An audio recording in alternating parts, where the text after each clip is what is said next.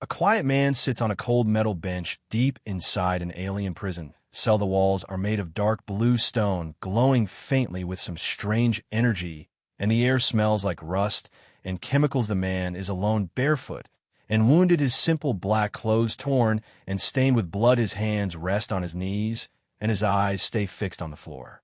He has no weapons, no food, no water, no light, except for the pale blue glow from the walls. His back leans against the curved wall behind him, and he does not move, not even when heavy alien boots stomp past the cell door again and again.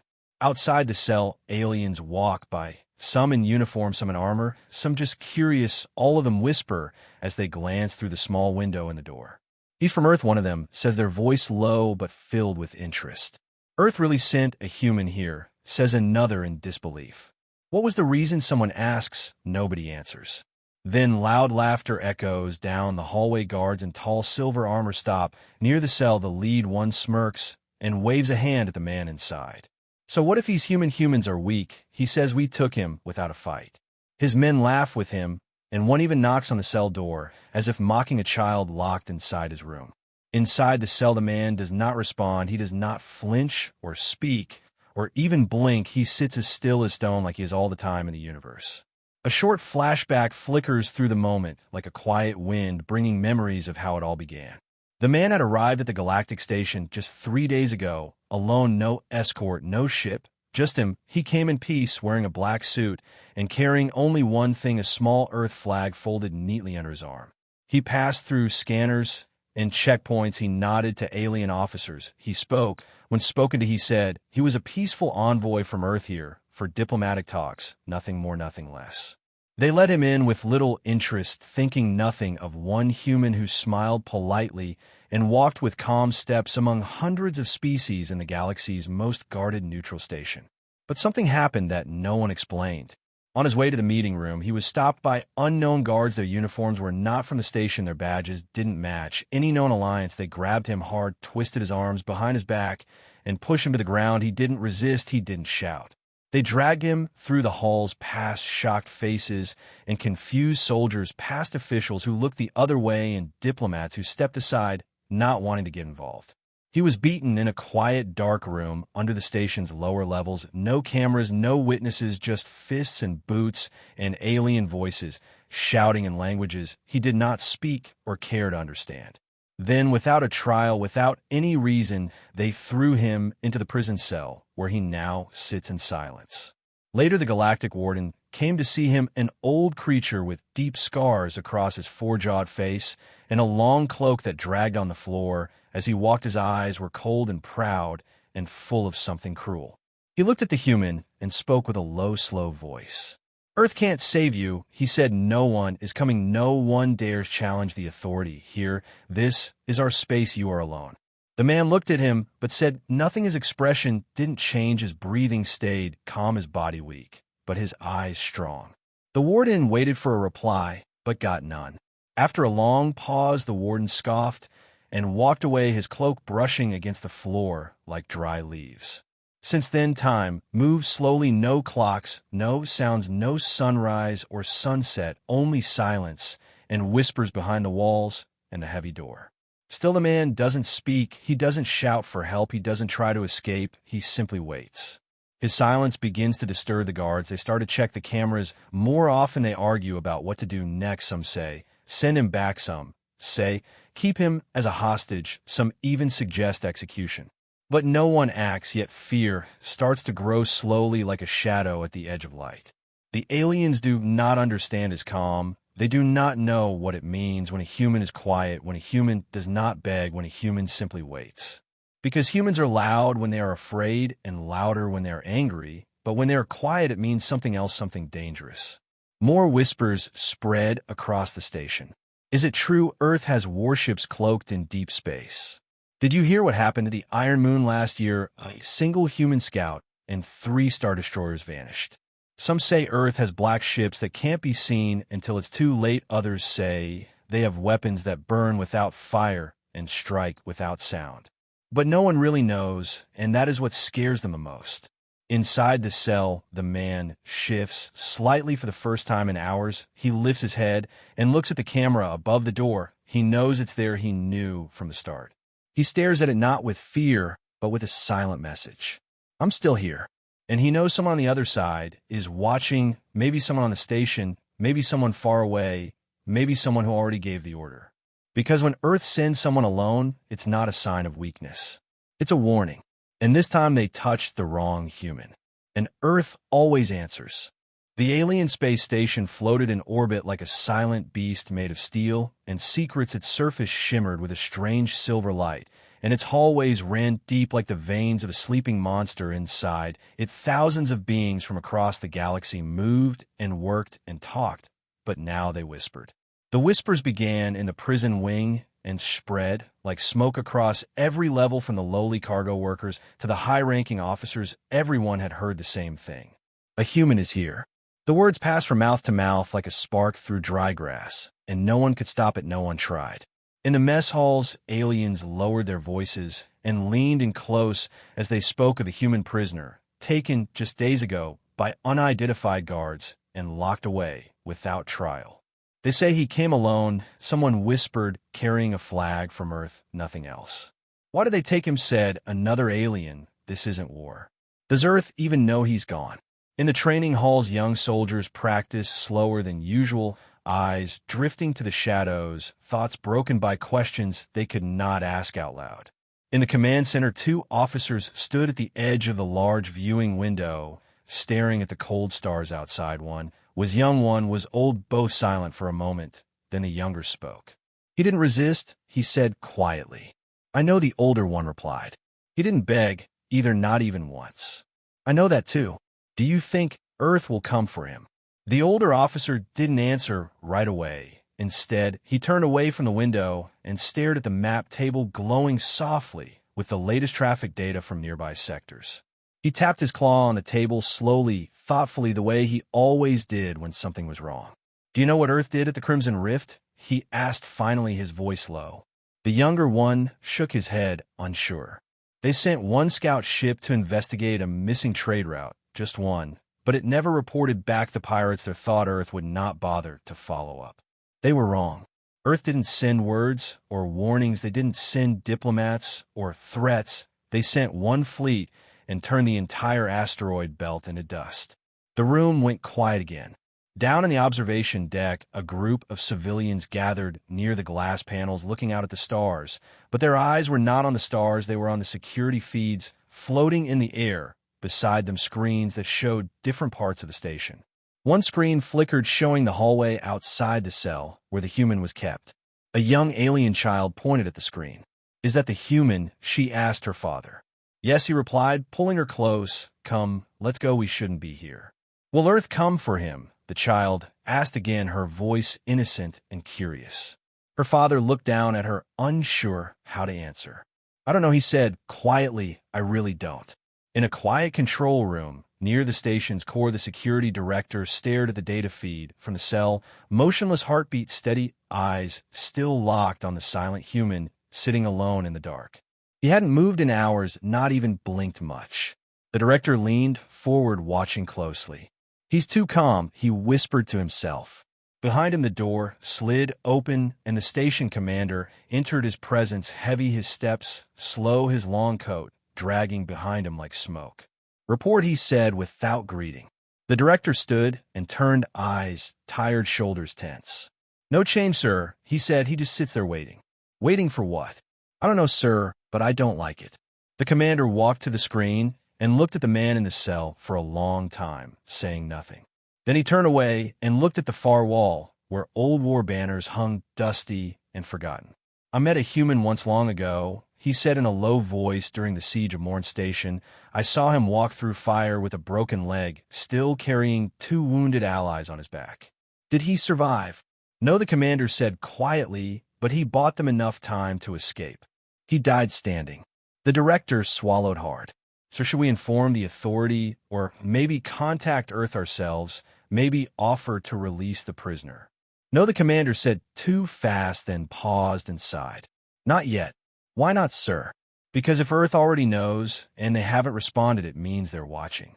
If they're watching, they're planning. And if they're planning, then every second we wait is a test. Elsewhere in the station, a group of alien traders packed their things, moving quickly, no explanations, just fear in their eyes. They heard rumors that Earth ships had been spotted near neutral zones, that listening posts had gone silent, that entire patrols had vanished in the dark. Some said it was coincidence, others didn't want to take the risk. A diplomatic envoy from the insectoid colonies requested an early departure from the station, citing emergency. Reasons none were given. Even the black market dealers in the lower decks started closing their stalls one by one, locking their crates and boarding transport pods, heading anywhere far from this place. The fear was quiet but thick like smoke after fire, not loud, not yet, but rising. Back in the prison wing, one of the guards approached the cell again, trying to appear strong, but his hands trembled slightly as he opened the feed. He stared at the human inside, who now sat with eyes closed, breathing slow and deep. The guard cleared his throat. "You hear me, human," he said. No answer. "You're not special, you hear me, nobody's coming." Still silence. "I said you're not special." Still the human said nothing. He opened his eyes, slowly looked at the guard with no anger, no fear, no emotion at all. Just calm. That calm broke something inside the guard, something deep, an old something that whispered, maybe, just maybe, this man was not alone. Maybe no one saw the message leave the station hours ago. Maybe no one heard the soft signal beam, aimed into the void, using tech too old for scanners to catch. Maybe that was the point. Because somewhere in the black of space, far beyond the eyes of the galaxy, something had already started to move. The great alien station floated through space as if nothing had changed, as if everything was still normal, but inside its long corridor something was different, something cold and quiet had begun to spread. The whispers had grown louder, now, not just among the workers or the guards, but among the leaders, the scientists, the strategists, and the old ones who had seen war before and remembered what followed when Earth became silent. Across the high halls of the diplomatic tower, voices rose in debate. Some argued the human should be released immediately. Others said to keep him and wait for a response from Earth. But there was no response, none at all. No message, no protest, no ship, no threat, nothing. Earth remained silent. In one of the upper rooms, a group of alien diplomats stood around a large circular table made of polished black stone, their eyes locked on a glowing map of the surrounding sectors, each a ship, each line a patrol, each color a signal. Still nothing from Earth, someone said nervously. "We sent notice 3 cycles ago," another added. Still silence. "They must not care," said one voice. Maybe he was not important. The others looked at him with doubt. No one truly believed that. One diplomat, an old gray-skinned being with 4 long arms and eyes that never blinked, tapped a claw against the table slowly and said quietly, "When Earth does not speak, it is never because they do not care, it is because they are listening."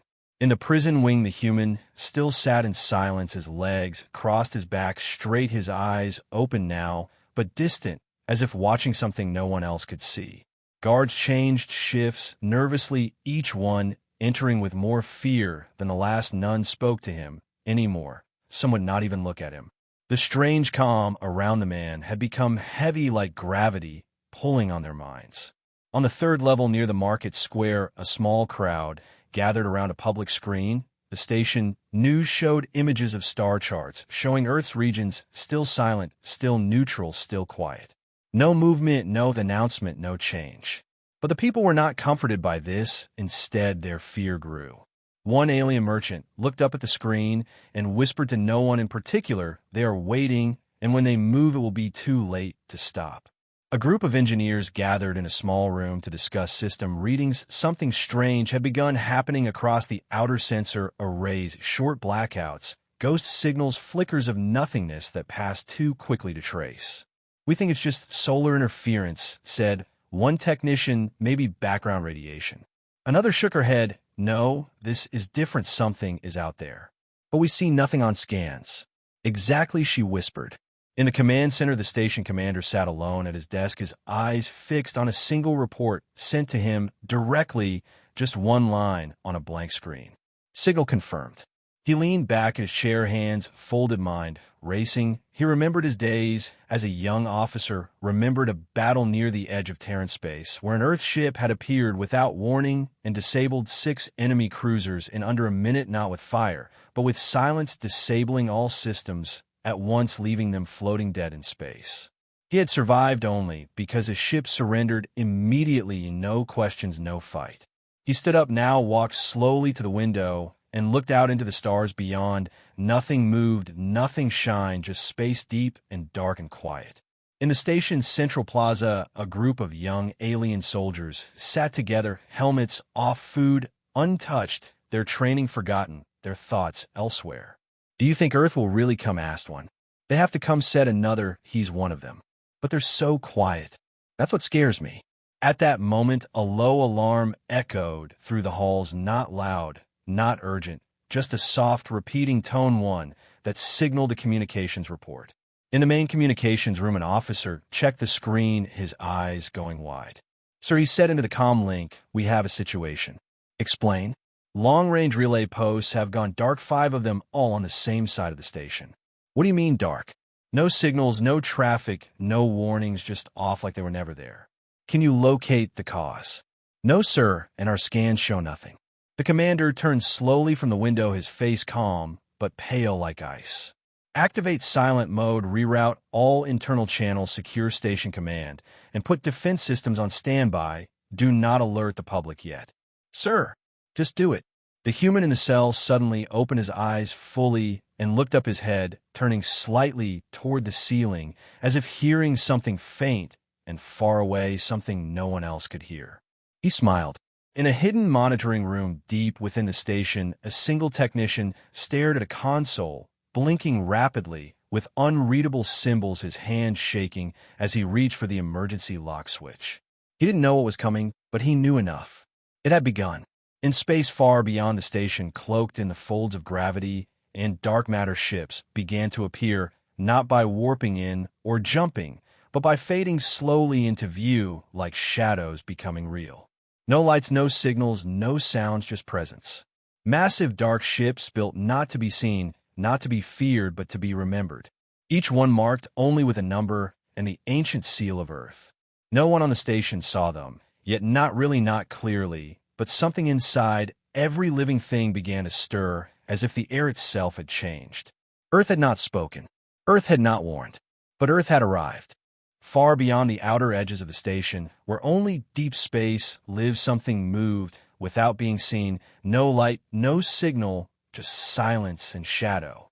A listening post that once watched over 100 systems blinked out without warning one moment. It sent clear reports the next. It was gone, not destroyed, not attacked, just silent. Then another post followed, then 2 more. Each one disappearing without a sound, no alarms, no weapons, no evidence, only silence. Inside the station, the command center buzzed with nervous energy, officers running back and forth, messages flowing across the screen, systems scanning everything twice and then again. No enemy detected, no ships on radar, no warnings. But something had changed.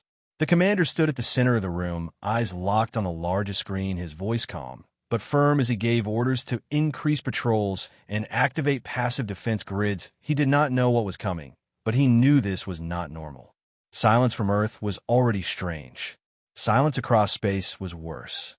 In the prison wing, the human sat still in the center of the cell, his head tilted slightly, as if listening again to something others could not hear. His fingers tapped slowly against his leg, a rhythm quiet and steady, almost like a countdown.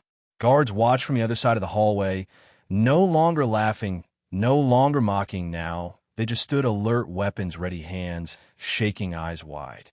One guard whispered to another, "This is wrong. He hasn't moved in hours, but it feels like he's watching us." Another replied, "He knows something. I can feel it in my bones." In the upper observation deck, a young alien child pressed her face to the glass, staring out into the stars. Her mother pulled her back gently. "Come away from the window," she said. "Something feels off." The child pointed into the dark. "I saw a shadow move." "That's just your mind," the mother replied. But even she looked out again, unable to shake the feeling that something unseen was creeping closer. In the security office, the director looked over system logs again, and again sensors showed nothing, communication silent. Yet the data didn't lie. Posts were failing, relays were falling dark. He turned to the commander who had just entered the room, his voice tight with worry. "Sir, something is here. I don't know what, but we are not alone." The commander nodded slowly, his face unreadable. "Prepare. Full lockdown. Activate deep scan protocols. Call in all patrol ships. We're going dark."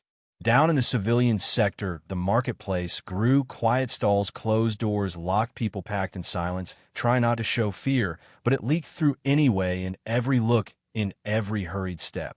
Merchants whispered to one another about ships disappearing without trace, about Earth's legendary fleets, about the old wars. No one dared speak loudly, not now, not with the air feeling thick like the moment before a storm. In a small room above the docking bay, a signal technician stared at his console, confused by what he saw. His screen flickered, then went blank, then came alive again, showing one message only. "Release him now." He blinked, read it again, checked the source, found nothing, no trace, no code, no origin. Then the message vanished, as if it had never been there. He ran to his superior, breath shallow, voice shaking. He showed the report, but when they checked the system together, there was nothing to see, only normal operations, like the message had been a ghost. Across the station, things began to fail. Lights flickered, doors jammed, communication lines stuttered, but only for a second, just long enough to feel wrong, just long enough to raise every heartbeat. The warden who had ordered the humans' capture stormed into the command center, demanding answers, demanding control, his voice loud and angry. The commander stared at him quietly and said only one thing: "You made a mistake." The warden growled, "What mistake? He's just one man." The commander said nothing, just pointed to the screen that now showed something new, something terrifying. A fleet had arrived. Not through the jump lanes, not through the gates. It had appeared. Dozens of dark ships now hovered outside the station. No warning, no signal, each ship shaped like a blade, sleek, long, sharp, and silent. No lights, no color, only black hulls, and the emblem of Earth glowing faintly in white like a ghost in the void. They did not fire. They did not speak. They waited. The room went cold, not from temperature, but from fear. Everyone in the command center stared in silence, weapons, online shields raised, but no one gave the order to fire. The commander turned to his crew and said, "Open a channel now." The signal team tried frequencies across every known band. Nothing worked. Then suddenly every screen on the station, every speaker, every device activated at once. A voice spoke. It was calm, deep, human. "This is the Earth Defense Command. You are holding one of ours. Return him within 5 minutes or face full response." Then silence again. The commander swallowed and looked to the warden. What now? The warden clenched his fists, refused to speak, his pride a wall thicker than steel. Then the first station wing vanished, not exploded, not burned, it simply ceased to exist. No light, no blast, just gone, erased in a flash, so fast no one screamed until after. "That is your second warning," the voice said. "Now return him." Guards ran toward the prison wing, keys in hand, codes ready, heartbeats racing. Some wanted to run, others froze. The man in the cell looked up slowly as they arrived, his face calm, still without fear. One guard opened the door, the others stepped back. "You're free," he said, voice thin as paper. The human stood, stretched his arms, and walked out without a word. As he passed one of the guards, he paused just a moment and said softly, "You should run." And then he kept walking. The human walked through the long hallway of the prison wing, while alarms echoed above him, not loud, not wild, just steady like a pulse rising in panic. The lights flickered once, then again, as if unsure whether to stay lit or surrender to the dark. Behind him, guards stood, frozen, afraid to speak, afraid to move, afraid to even breathe, too loudly as the man they had mocked and beaten and chained walked free, with no weapons, no armor, no backup in sight. But above them, outside the walls of the station, Earth had already arrived. The black fleet hung in the void like a silent judgment, each ship massive, each one shaped for purpose, not pride, dark hulls reflecting nothing, their surfaces cold and smooth, as if carved from shadow itself. The largest of them all drifted into position at the center, a ship older than most of the stations, history a relic of Earth's first Outer Wars reforged, remade, reborn, its name engraved in bold silver across its side. The Justice of Terra. Inside the command center, every screen showed the same thing: the human walking calmly through the station, and the fleet holding position outside, still not firing, still not speaking, just waiting. The commander gave no orders, yet his eyes locked on the human figure growing closer with every step. In the observation deck, crowds gathered behind glass walls, watching in silence, children pressed against the glass while their parents held them close, pointing at the shapes in space. One child whispered, "Are those Earth ships?" "Yes," someone replied, voice shaking. "Why do they look like knives?" "Because they are," said another voice, low and grim. In the diplomatic tower, envoys from a dozen worlds shouted into comms, begging for information, requesting guidance, trying to reach anyone outside the station, but no signals left the walls, no responses came back, only static or silence. Earth had sealed the airwaves. In the warden's office, glass cracked under the weight of panicked furniture. Overturned guards stood, unsure, weapons raised, but aimed at nothing. Their leader pacing in circles, screaming for answers, for backup, for something that would never come. One of his aides stepped forward, voice quiet and pale. "They want the human back. We should give him back before they take everything." The warden struck the aide down with a single blow, shouting, "Earth has no right. This is galactic space. They cannot do this." But deep inside, he knew they already had. In a side corridor, two alien maintenance workers stopped their repairs. As the hallway lights dimmed again, the older one dropped his tools and whispered, "Do you hear that?" The younger one paused, listened, then nodded. "It's too quiet." "That's not just quiet," the old one said. "That's the quiet before fire." Near the docking bays, evacuation pods were being loaded in secret. A few of the station's wealthiest and most paranoid officials slipping away into the dark, hoping to escape before the hammer dropped. One pilot looked at the fleet outside and whispered a prayer in a language older than most stars, his hands trembling on the controls. "They won't chase us, will they?" he asked. No answer came. As the human passed the main junction, two guards stepped aside, letting him walk through without a word. One of them saluted, not out of respect, but out of fear, out of understanding that something greater had come to collect what was theirs. Back in the command center, the signal came again, a voice calm, precise, human. "He is now within our reach. Your station has 30 seconds to open your gates, or we will open them for you." The commander turned to his staff, all eyes wide, all mouths shut. He gave one slow nod.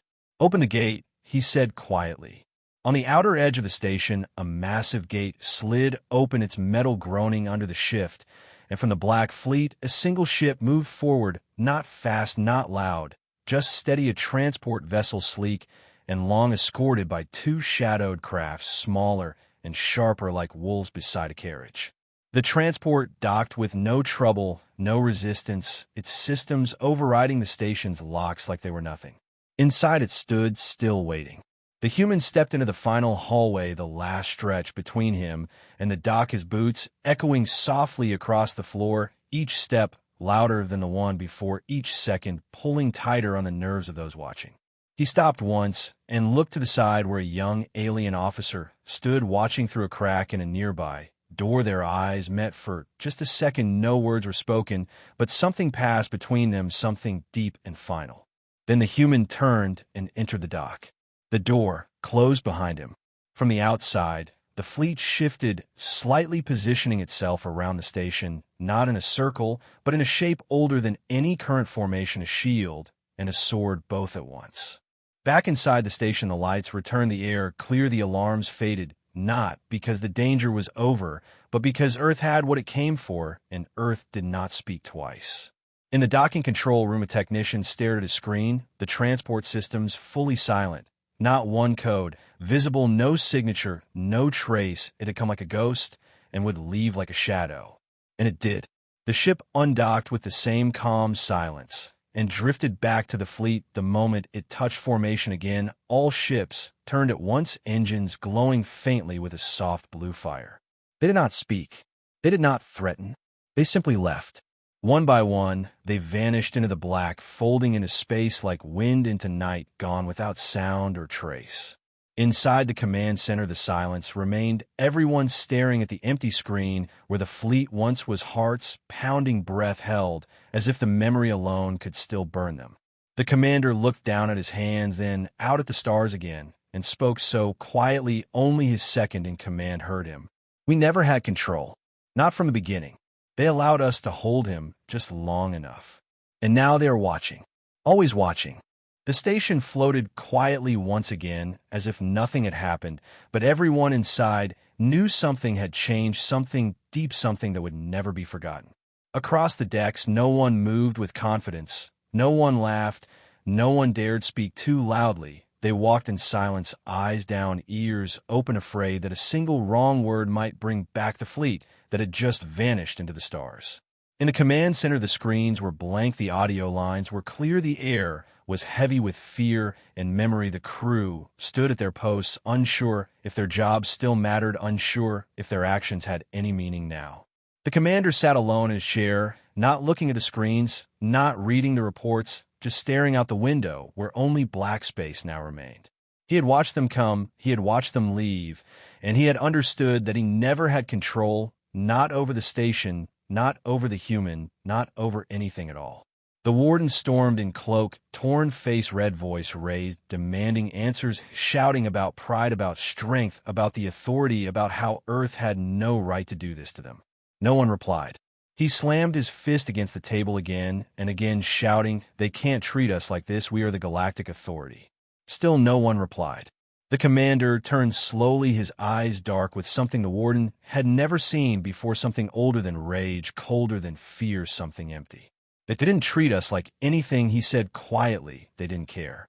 Outside the docking bay, a few workers returned to clean up the area where the human had passed through. They didn't speak. They didn't touch the floor too quickly. They just swept slowly, carefully, like cleaning a holy place or a grave. One of them looked up at the docking clamps, still warm from the Earth ship, and whispered a question without meaning. "Do you think he's coming back?" In the civilian sector, news spread like a storm through every hallway, and screen people spoke in low voices, some still in disbelief, others in awe, everyone with the same question on their lips. Why did they come for just one man? An old trader answered without being asked. They didn't come for one man, they came for a message. In the far corner of the station, an alien historian watched the footage again and again, the arrival, the warning, the destruction, the silence, the departure. She saved the files under a new label, Human Protocol Tier 0, and locked it behind 6 codes, then backed it up twice, then deleted the backups. Some knowledge was too dangerous to keep. In a lower control room, engineers tried to restore systems damaged during the silent blackout. Some code was rewritten, some parts replaced, but every time they thought they had fixed the system, something strange would happen. Lights would flicker, doors would freeze, messages would appear and vanish. The system had been touched by something beyond their understanding, something human, something sharp. In the medical wing, 2 of the guards who had first arrested the human now lay in bed silent, and still their minds locked in some invisible place, their bodies unharmed, but their eyes wide open, staring at the ceiling, unable to sleep, unable to speak. The doctors could not explain it. No wound, no poison, no break, just silence within. One doctor whispered, "Maybe it's not the fleet that broke them. Maybe it was him. Maybe it was how calm he was." Back in the diplomatic tower, the galactic representatives held an emergency meeting. Half of them shouted, the other half shook with fear. They argued about laws and territories and protocols, but no one spoke the name of Earth aloud. It felt like saying it too clearly might summon them again. One envoy finally stood and said, "We must respond. We must protect our authority." Another asked, "And how do you plan to do that?" The room fell quiet. In a far darkened room, the commander stood before a private screen, alone, no lights, no sound, only the soft blue glow of encrypted communication. He activated the line with a slow breath and spoke into the silence. "Earth representative, this is Station Commander Dran Voss. I wish to speak." The screen lit up with a single line of text. "You already did." He hesitated, then spoke again. "Your fleet destroyed. One of our wings took one of our sectors offline, damaged multiple systems." No reply. "You arrived without warning. You gave no time for diplomacy." No reply. "I request an official response from your leadership."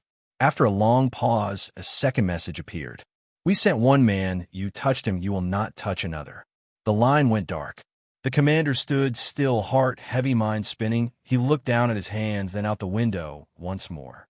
In the distance, a passing cargo ship blinked once as it entered jump space, fleeing the station like many others had already done. Life on the station did not return to normal. It could not after what they had seen, not after what they had heard, not after what they had learned. Because now they understood something that no law, no treaty, no weapon could erase. Earth did not need war to win. It did not need threats. It did not need armies. It needed only one reason, one purpose, one spark. And when that spark came, Earth did not show mercy. They sent no fleets to intimidate. They sent no weapons to boast. They sent no ambassadors to argue. They sent a message through silence, through presence, through fear. They sent justice without apology. In the quiet of the night, across the stars, that station would always remember what it felt like to be watched by a power that had no need to roar. Because Earth did not roar. Earth whispered. And when it whispered, the galaxy listened. A long time passed since the human was taken, since the fleet came, since the silence swallowed the station and the stars seemed colder. Galactic Station 9 still floated between trade routes, still functioned, still blinked with lights and codes and voices, but nothing was truly the same. Shadows now filled the spaces between words, between looks, between decisions. Every voice was quieter, every footstep softer, as if the very metal of the station remembered the weight of that one human's presence. The guards were replaced, new faces, younger minds, trained better, trained smarter, trained never to question who Earth was and what it meant to act without thinking. The warden was gone, no one knew, where some said he resigned, some said he vanished, some said Earth took him not for revenge, but for judgment, and those whispers were never spoken loudly. The commander stayed his hair, now gray, his eyes older than his face. He rarely spoke and never smiled, but when he did, people listened because he had seen something no others had survived. In the civilian wing, statues were removed, murals painted over, old declarations erased and replaced by a single sentence carved into stone across every major hallway.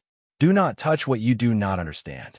In schools across nearby systems, Earth was now taught not as a threat, but as a law, something like gravity, something you must respect or be broken. Children were told stories not of human wars or their old weaknesses, but of one man silent and calm, sitting in a cell as the galaxy watched and waited. He had no name, no weapon, no rank, but he had weight, and that weight crushed a station without firing a single shot. On a distant moon, a merchant, one station on Galactic Station 9, opened a shop and sold Earth relics, old data chips, encrypted clips, burnt pieces of metal marked by human code, each one telling the same story again and again, and still the people bought them, still they listened, still they whispered. In the higher levels of the Galactic Council, records were sealed and meetings were classified top tier. Only very few knew how close the galaxy had come to war, and fewer dared to ask what would have happened if Earth had not stopped at one ship. Behind closed doors, they called it the Day of the Eye, the moment when Earth looked at them, truly looked, and the universe blinked. In a forgotten mining colony, a small boy once asked his father why Earth mattered so much, what made humans so different, why one man mattered more than 100 guards, more than a station, more than an empire. The father did not answer at first, then finally said, because they wait, and because when they stop waiting, you are already too late. Far away on a lush green world, a garden grew. Silently in the middle stood a single statue made of black stone, shaped like a seated figure, no face, no name, just silence around it. Birds avoided it, winds curved away from it, animals refused to rest near it. People called it the listener, and none dared to touch it. Back on Station 9, the commander sometimes walked alone through the upper decks, passing empty halls, dim lights, faded flags, and memories that scratched at the walls. He passed the cell where the human had sat, where the air still felt thick, still felt cold, still whispered something into his ears, something like a question, something like a warning. He remembered the man's face, not angry, not afraid, just calm, too calm. He remembered the fleet appearing not with sound, but with presence, as if the stars had bowed and something ancient had risen. He remembered the silence before they spoke and the silence after they left.